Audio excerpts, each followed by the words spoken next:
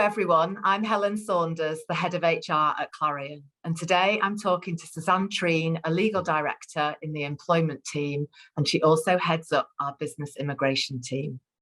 In our series of blogs and Q&As, we'll be focusing on issues affecting employers. One of the biggest issues affecting employers at the moment is recruitment, and according to recent figures released by the Office of National Statistics, job vacancies are currently at a record high. Suzanne, what would you say the reasons for this are?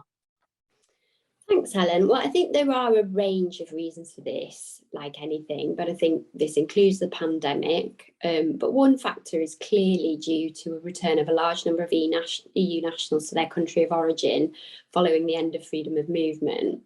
I think it's also fair to say that employers are really chasing down talented and skilled employees. So it really is an employees market. Lots of employers are competing for the same skilled workers, which means that employees can push back, or candidates can push back and ask for better terms and conditions, more flexibility, better pay, better benefits.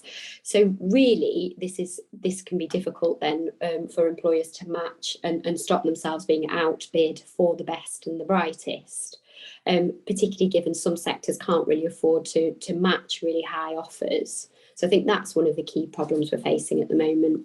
Absolutely. So what steps can employers take to recruit the right employees for their business? Well, there's a number of steps that can be taken, but I think one key step is looking overseas in terms of recruitment overseas. However, this isn't as easy as it used to be, because obviously following Brexit and the end of freedom of movement in December 2020, we now no longer have access to a large European workforce at little or no cost. So this means that in most cases, if you want to employ a worker from outside of the UK, including European nationals, you will need to obtain what's known as a sponsor licence from the Home Office. And before you can employ an individual from overseas who isn't a worker from the UK, then they will have to apply for a visa. So this is an additional administrative step that people have to go through, and it's time consuming and costly. Now, currently, the key visa available under the new points-based immigration system, which is what the sponsorship route is sort of known as, is called a skilled worker visa. Now, only certain roles qualify for this visa, and the role must be skilled at the equivalent of A level. There's also a minimum salary threshold of 25,600, or the going rate for the job, whichever is higher. But the salary can be reduced further for a number of reasons. For example, if the role is on the shortage occupation list, or the worker is a new entrant to the job market. There are also English language requirements for this visa, so this can be quite tricky for some employers who might want to recruit from certain particular countries where there's a specialism in that country, but the English language skills might not be at the level required under this visa route.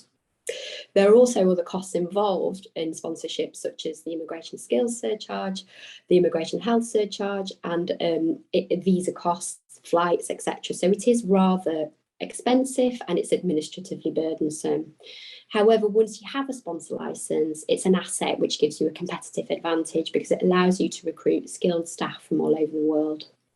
Does the list of jobs that are capable of sponsorship change? Yeah, that's a really good question, Helen. I mean, yes, they do. They are monitored closely, and the idea is that roles can be added or removed from the list according to the requirements of the labour market.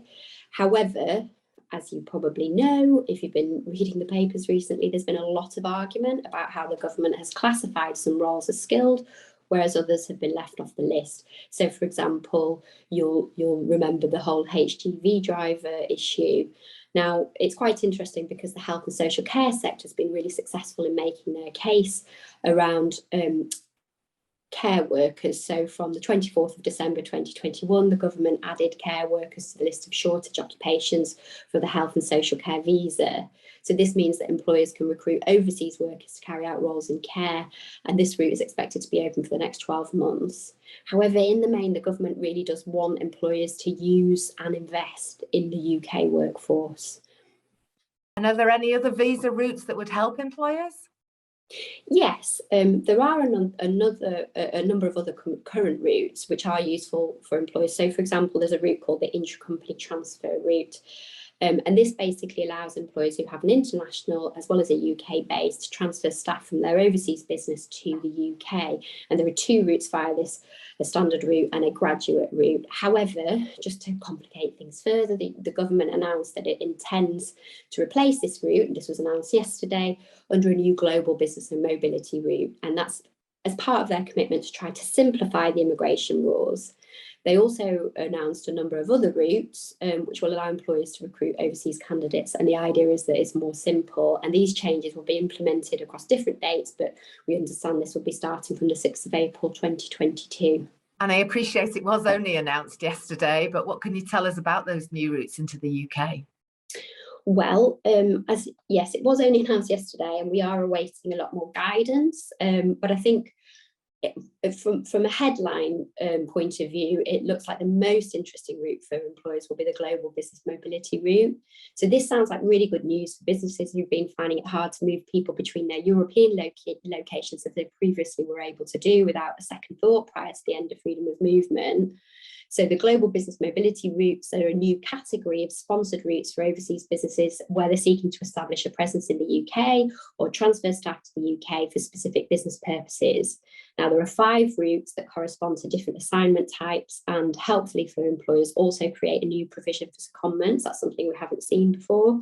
So the government has stated that the new route will provide greater clarity to businesses and workers undertaking temporary business assignments in the UK, but that remains to be seen. So in terms of the actual routes, there's a senior or specialist worker route for senior managers or specialist employees who are being assigned to a UK business linked to their employer overseas. So this route is looking to replace the intercompany transfer route, which I alluded to earlier. There's also a graduate trainee route, which is for workers on a graduate training course leading to a senior management or specialist position and who are required to do a work placement in the UK. And again, this looks to replace the intercompany transfer graduate route. There's the UK expansion worker route, which is for senior managers or specialist employees who are being assigned to the UK to undertake work related to a business's expansion to the UK. So this route is going to replace what was known as the sole representative provisions in the representative of an overseas business route. There's also the service supplier route for contractual service suppliers employed by an overseas service provider and self-employed independent professionals based overseas that need to undertake an assignment in the UK to provide services covered by one of the UK's international trade commitments. So this route replaces the contractual service supplier and independent professional provisions in the temporary work international agreement route. And finally, as I've said, there's the secondment worker route, which is for workers being seconded to the UK as part of a high value contract or investment by their overseas employers. And this route is new under the immigration rules. There are also a couple of additional routes being introduced called the high potential individual and scale up routes. Now, the high potential individual route is part of the government's commitment to introduce an elite points-based route to attract what they've named as the brightest and the best talent to the UK. And the scale-up route, which looks to be an extension to the sponsorship route for businesses that can demonstrate high levels of growth. So we expect a bit more guidance to be forthcoming over the next few weeks, and we'll be able to put a bit more flesh on the bones of these. Certainly lots to take in. Are there any other changes that we can expect which may impact on recruitment? Yes, it's all changed, so unfortunately for employers, but the intention is to try and simplify things. But I guess with any changes, it takes time to get used to it. But in particular, changes are being made to the right to work check regimes, which are intended to make recruitment easier. So as many of you will be aware, under the adjusted right to work checks, they started during the pandemic and they've been extended and extended and extended.